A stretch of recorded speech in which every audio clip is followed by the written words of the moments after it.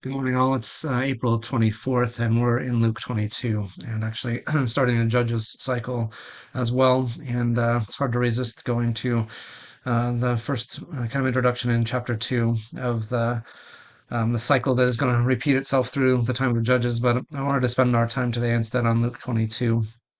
And this is, again, taking us to the last day of Jesus' life, the upper room, and the Passover that they're celebrating together, and also the institution of communion here. And as I read through it again today, I was thinking, I wonder what was going through Jesus' mind. He's got so much happening at this point, and I think he's diligently trying to minister to each and every one of his friends, his disciples, but he also knows that Judas is about to betray him. He also knows that Simon is about to deny him, Simon Peter. And so he's got a lot of side conversations and other things happening here too, I imagine.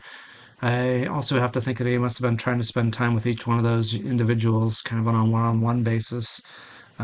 Maybe give them some final instruction or just some final words to them, encouragement, whatever it might be.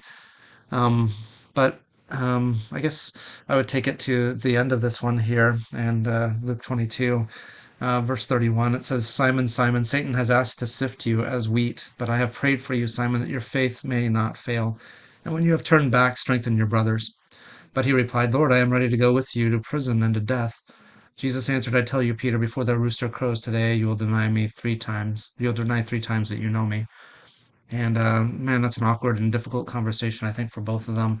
Um, Peter is pretty well self-confident that he is ready to do whatever it is for Jesus, but he doesn't know the temptations and the difficulties of the hours ahead of him, and the confusion that will be a part of that. And I imagine Jesus also thinking that even Peter is going to stumble and fall at this time. And I appreciate Jesus' prayer for him that his faith would not fail. And I certainly pray that for my boys as well. I don't know what temptations and trials and things will come their way, and maybe even opportunities to walk away from the Lord. But I pray that they would not, that their faith would not fail.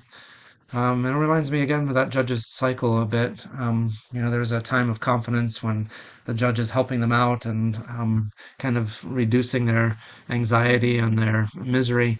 And everything seems to be going well as long as the judge is there. But it says even at that time, they're not listening to the judges and they're not forsaking the false gods. So God leads them into a time of misery where they're oppressed by their enemies. And I've often thought as I read that if it's about your eternal soul, whatever would be necessary to draw you back to God would be good and right.